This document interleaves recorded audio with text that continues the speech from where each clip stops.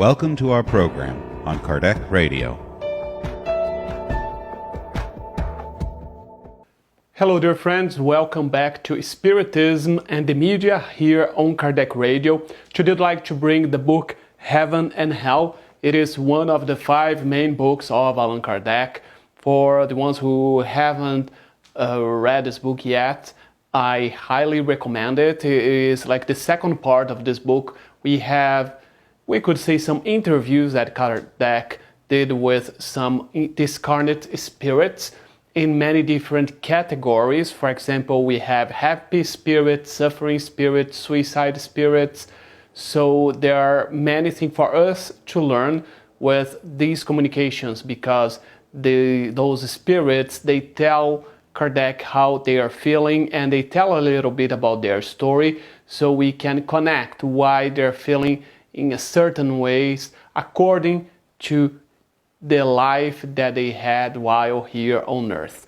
So I will bring this book not only today but in the following weeks. This is a very rich book for us to study, and I think there are many points that we can connect with the life that we have today.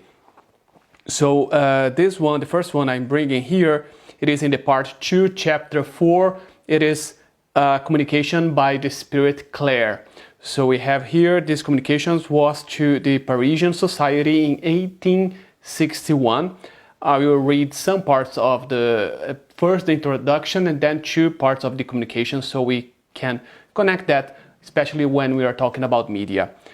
So Kardec says, the spirit who furnished the following communications was that of a woman whom the medium had known while she was alive, and whose conduct, like her character, fully justified the torment she was experiencing. Moreover, she was dominated by an exaggerated sense of pride and self-centeredness, reflected in her third communication, especially wherein she expects the medium to pay attention only to her.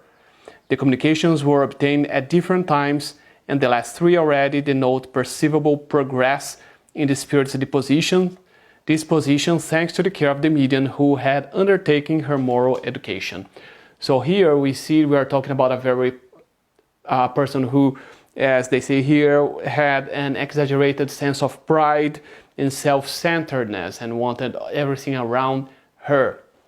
And why can we connect that to media? Because today is very easy for us when we are on the media. This time I'm talking about the ones who are on the media, no matter if it is a YouTube channel, if it is some personalities, some artists, or it can be someone who is on the radio. Anybody today, we can see that it's, as we say, everybody today can have their 15 minutes of fame. It's easier than it was in the past. So with that, it's easier for us to feel that sense of pride and self-centered, because when we are on the spotlight, it's easy for us to think we are the ones who need to have all the attentions, and that sense that we are superior to others. So in this sense, I think this communication is very good for us to see how she felt when she went to the other side, and how that was a consequence of her attitude while here on earth. So let's read a part where she says here, my misery increases every day. It increases as my grasp on eternity develops within me. O misery, how much I curse you, you guilty times of selfishness and oblivion, when I forgot all charity, all devotion, and thought only of my own welfare. So she's saying that she's suffering, she's misery, because the way that she lived her life while here on earth. And she, cursed be human interests, vain are concerns for material interests. Cursed be those who blinded and ruined me. I wither away from the incessant regret for the time I wasted. What can I tell those who are listening to me? Watch yourselves constantly, love others more than yourself. Don't delay your progress on the path of the good. Don't pamper your body at the expense of your soul. So it's good to hear that she's recognizing why she's suffering, and she gives us a tip how not to suffer. So that's something that all of us, especially when we're talking about those connecting to media, those who are in a easier, can be in an easier place to feel that selfishness and all those feelings that come with that, the pride and that feeling that we are superior to others and thinking only about ourselves. She says here, let me just read it again, watch yourselves constantly, love others more than yourself. So that's a way she thought she forgot about charity, because when we are doing charity, we are actually thinking more about the others than ourselves. We are doing good to the others, no matter if it is bringing something good for us or not. So put ourselves in other people's place and always follow Jesus' teachings. That's also what the spirits always tell us. Follow Jesus' guidance, Jesus' examples. So I'm gonna read now another part, and now in this way is St. Louis, who also gives a communication about this spirit, about Claire. So let's say what St. Louis has to say about that. So he says, this picture is completely true and is by no means exaggerated. You might ask what this woman did to be so miserable. Did she commit some horrible crime? Did she rob or murder anyone? No, she did nothing against human justice. On the contrary, she enjoyed what you might call earthly happiness. Beauty, fortune, pleasure, praise. Everything smiled on her. So we see that those things that we talk a lot here in this study about how to avoid that, not how to avoid that, but how to avoid that those earthly feelings, those earthly sensations that we have go to our mind and we forget about our spiritual path. And she says, on seeing her, we would say, what a fortunate woman.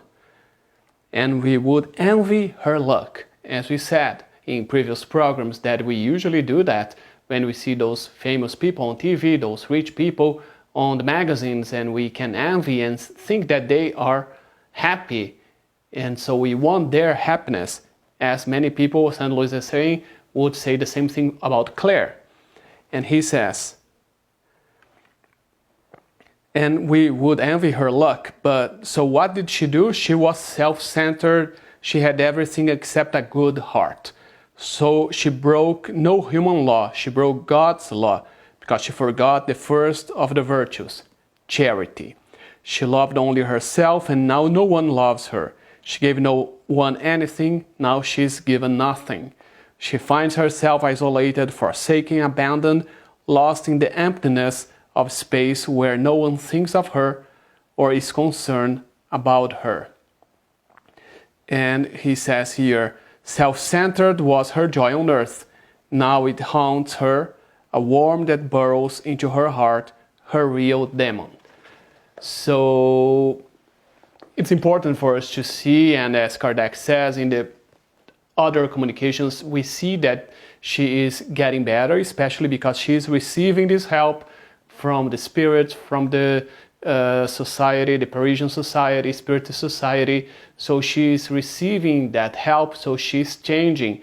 And the first step for that was she recognizing her situation and what caused that.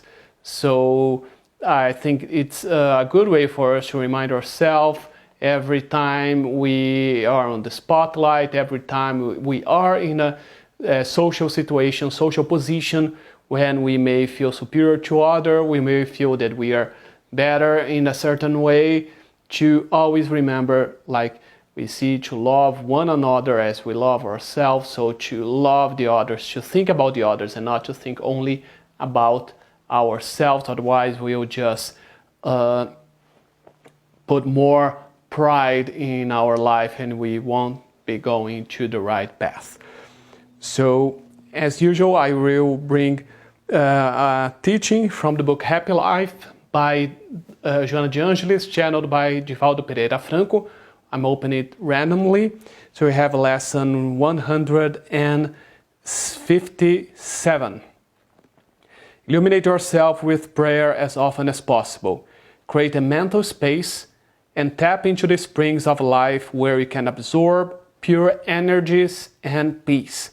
All the saints and mystics who have altered the course of humankind for the better in the East and the West have unanimously pointed to prayer as the most effective tool for both achieving and preserving inner harmony. Jesus cheerfully spent much time with his disciples and the masses. However, he also reserved time to talk with God through prayer, and he praised the excellence of such sublime colloquies for others. So leave the turmoil for the oases of prayer to bask in self-renewal and peace. Thank you so much for your company. May God bless all of us. See you next week.